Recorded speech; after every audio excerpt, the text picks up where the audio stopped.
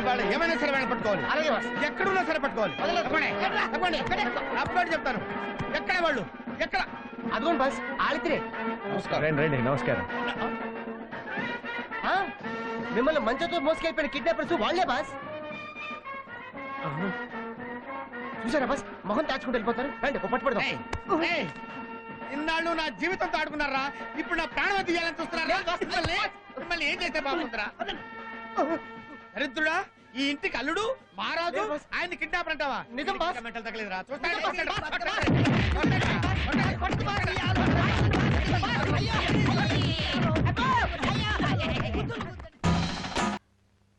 ఈ పెళ్లి జరగాలంటే ఆ చంద్రు ఇక్కడ ఉండకూడదు. పద్మిని తల్లి, ఏమిటమ్మా ఇది? నువ్వు అరవిందనే పెళ్లి చేసుకుంటానని పట్టుపట్టడం వల్ల ఇన్ని అవమానాలు భరించి పెళ్లి కొప్పుకున్నాను. ఇప్పుడు అతని ఫ్రెండ్ చంద్రుని బయటికి వెళ్ళిపోమంటే మాత్రం ఈ పెళ్లి ఖచ్చితంగా ఆగిపోతుంది. ఆగిపోనివ్వండి.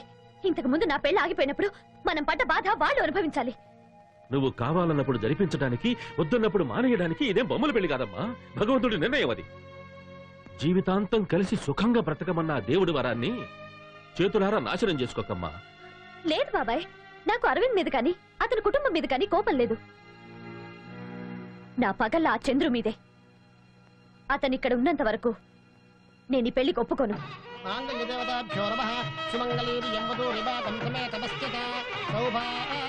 కుదరదు.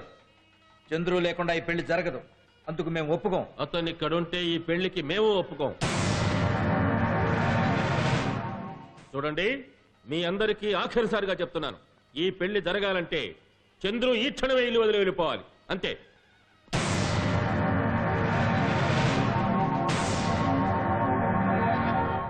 సావిత్రి, పంతాలకి పట్టింపులకి పోయే సమయం కాదిది.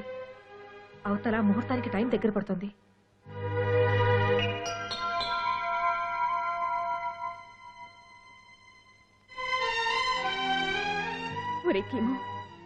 నాకేం చెయ్యాలో తోచడం లేదురా. ఓవైపు కన్న బిడ్డ, మరోవైపు పెంచిన బిడ్డ. ఏ కన్ను పొడుచుకోమంటావో చెప్పరా? నువ్వే ఎలాగైనా పడుతూ. లేదమ్మా, అసలు ఈ పెళ్లికి అరవింద్ని ఒప్పించిందే చంద్రు. ఈ పెళ్లి ఎప్పుడు చూడాలని మనందరికంటే ఎక్కువ ఆతృతగా వాడే ఎదురు చూస్తున్నాడు. అలాంటిది వాడిని ఇక్కడి నుంచి పంపించలేడు. నన్ను క్షమించమ్మా ప్లీజ్. ఒరేకేమో,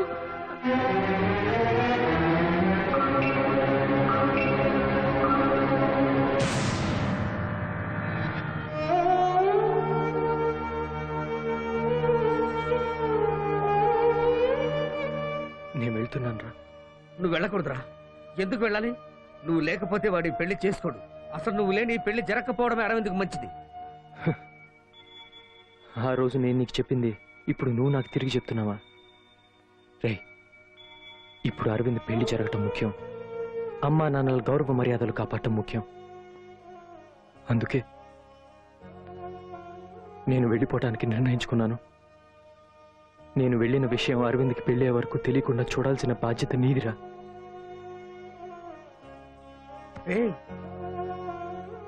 ఒకవేళ వాడేమైనా అడిగితే తనకి ఏమీ చెప్పనని ప్రామిస్ చేయి.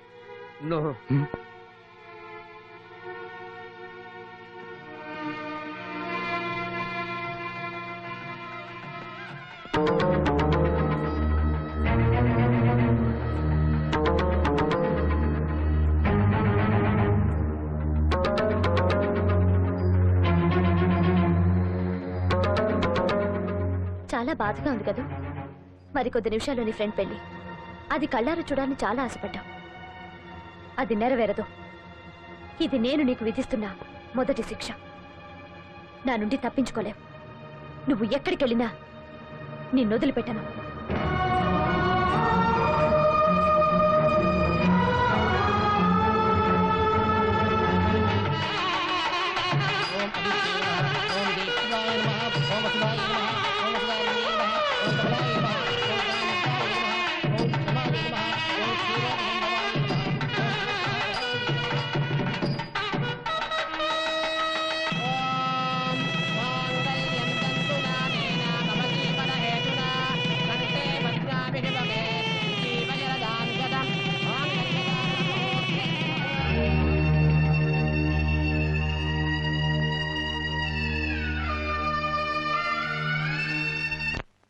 వాడు 1,00,000 కారణాలు చెప్పినా చంద్రుడు నువ్వు వెళ్ళనివ్వాల్సింది కాదు.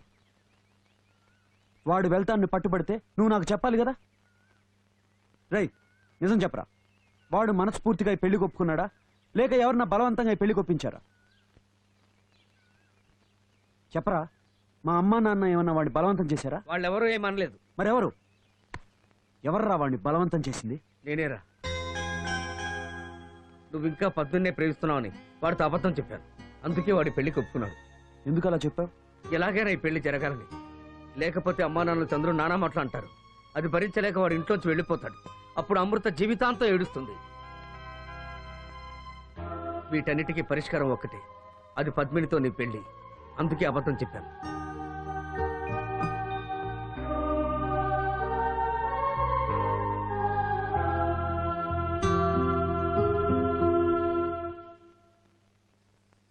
నువ్వే ఉద్దేశంతో నన్ను పెళ్లి చేసుకున్నావో నాకు తెలుసు. అది జరగదని రుజువు చేయడానికే నీ మెళ్ళలో తాళి కట్టాను. నువ్వే కాదు, ఆ దేవుడు కూడా మమ్మల్ని ఏమీ చేయలేడు.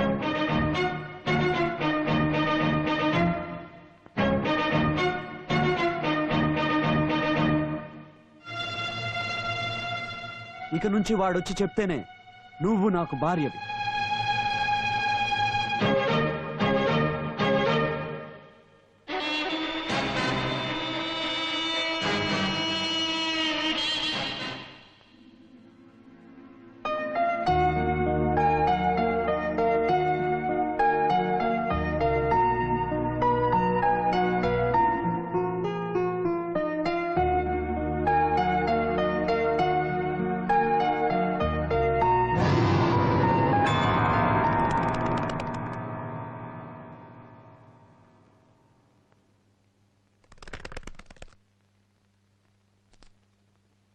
నేను నీకు భార్యగా ఉండటానికి నీ ఫ్రెండ్ పర్మిషన్ కావాలంటే ఈ క్షణమే ఇల్లు వదిలి బయటికి వెళ్ళొచ్చు. పద్మిని.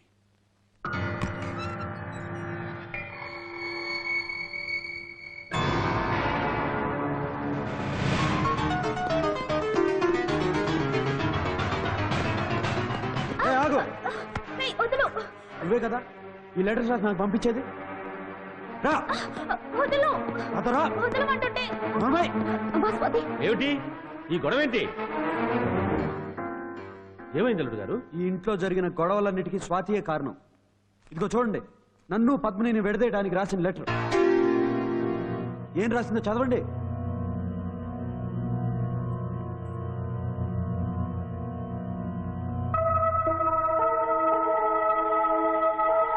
ఇలా చాలా సార్లు నువ్వు రాసినట్టే లెటర్ రాసి నన్ను నీ వెంట తిరిగేలా చేసింది. నిశ్చితార్థం రోజు రాత్రి నన్ను నీ బెడ్రూమ్కి రమ్మని లెటర్ రాసింది స్వాతియే. నన్ను చంద్రుని తప్పుదారి పట్టించింది స్వాతియే.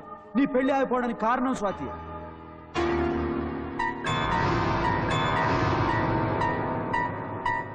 అంతా చేసి ఏం తెలియనట్టు నిలబడ్డావే? అందరి ముందు ఏం చేసావు చెప్పు. అవును, నేనే ఆ లెటర్స్ అన్ని రాసింది. నేను ఇక్కడ ఉండేలా చేసింది, పద్మిని పెళ్లి ఆగిపోయేలా చేసింది అన్ని నేనే. మీ ఇద్దరి మీద పగ తీర్చుకోవడానికి అలా చేశాను. నేను నీలాగే ఈ జమీందారీ వంశంలోనే పుట్టాను, కానీ నాకంటే నీకే ఎక్కువ గౌరవం, మర్యాద. మీ అందరికీ ఆవిడే యువరాణి, మహారాణి కదా. మొదట నువ్వే నన్ను చూసి నవ్వావు, నీ మీద ఆశపడేలా చేసావు. కానీ ఆ పద్మిని చూడగానే ఆమె వెంటపడ్డావు. ఆఫ్టర్ ఆల్ గోడలకి రంగులు వేసుకునే నీకు కూడా నేను నచ్చలేదు. ఆకలిస్తోనే ఇదంతా చేశాను, ఇంకా చేస్తాను చేస్తాను.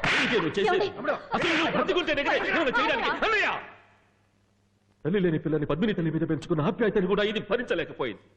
ఇలాంటిది మన వంశంలోనే ఉండడానికి వెళ్ళలేదు. దీన్ని చంపేస్తాను. సాధించరా. స్వాతిది ప్రేమకు ఆకర్షణకు తేడా తెలియని వయసురా. ఏదో తెలియక తప్పు చేసింది, దానికోసం దీని ప్రాణాలు తీస్తానంటావా?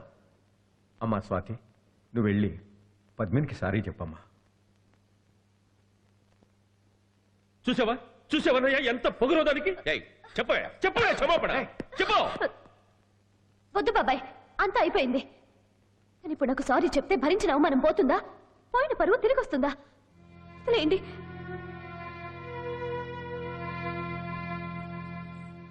చూడు స్వాతి, నేను నిన్నే కాదు ఎవరిని తక్కువగా చూడను. నాకు తెలియకుండా నేను అలా చూసుంటే నన్ను క్షమించు.